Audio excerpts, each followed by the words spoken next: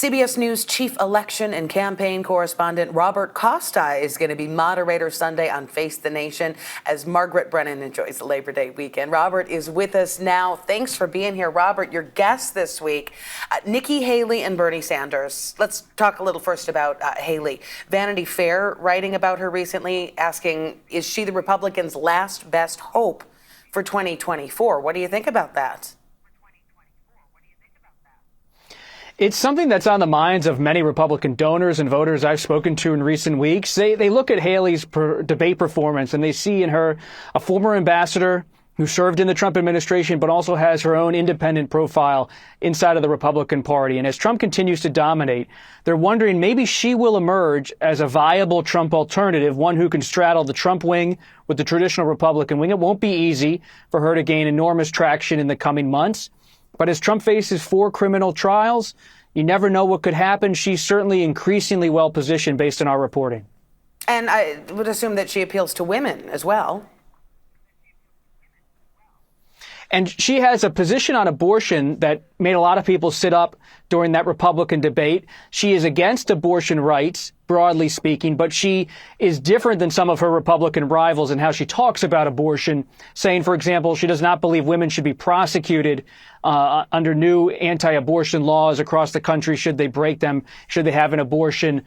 So she's taking a bit of a different position. She's not fully supporting in any way a federal ban at the congressional level at this time, though she hasn't ruled it out.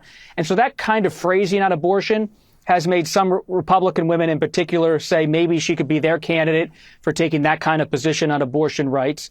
And so she's someone to watch as the most high-profile woman running for the Republican nomination. Yeah, a little more on the moderate side. Okay, and on the other side of the fence, Bernie Sanders is going to be there on Sunday. He's already come out with his endorsement, of course, of President Biden. But apparently he's worried about something going into the presidential campaign. What's going on there? Senator Sanders recently went to New Hampshire.